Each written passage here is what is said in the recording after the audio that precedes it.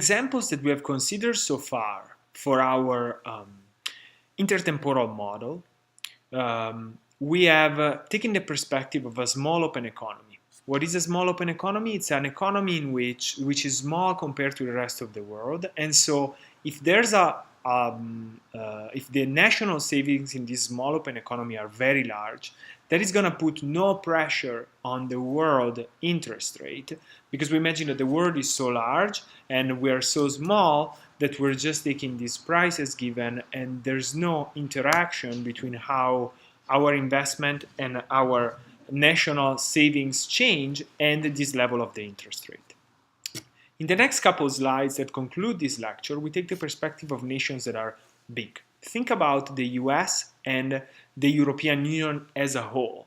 These are nations whose GDP as a fraction of world GDP is quite large. So if national savings in the US change and say have a boom, then it's likely that the world interest rate will have a significant change, because the United States changing their level of savings means that the entire market is in a sense moving, okay? So we're now trying to understand how the world interest rate is going to be determined when these big players like the European Union and the United States are making investment and national saving decisions. So we're representing this issue in, for example, in slide 51, and we are describing a procedure to find the real world interest rate that cleared the market. What does it mean? The world interest rate such that the sum of the current account balances across all the economies in the world, and in this example is just the EU and the United States, is equal to 0.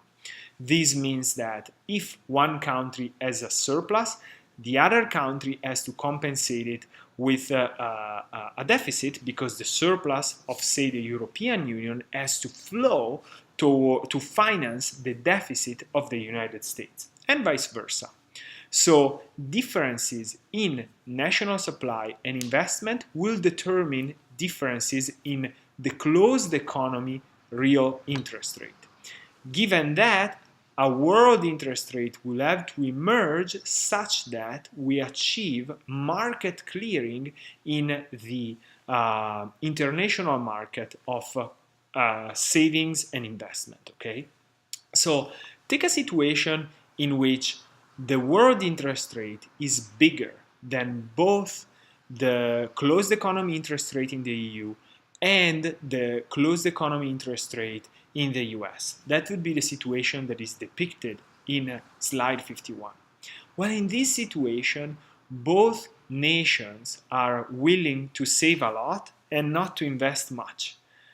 If we think about it, it makes total sense. In the closed economy, if a certain interest rate would emerge in both countries, if we go up from both this level, it will be true that both nations want to save more than what they want to invest, and so they will both have a current account surplus.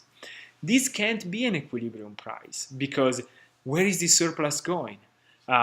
It would be going to nowhere, because both these large nations have an excess of savings compared to investment, and this causes a world imbalance. Same situation, but of opposite sign, is in slide 52. If the interest rate is lower than the closed economy level of both the EU and the US, then both countries will want to borrow from abroad, because investment is very convenient for both the US and the EU.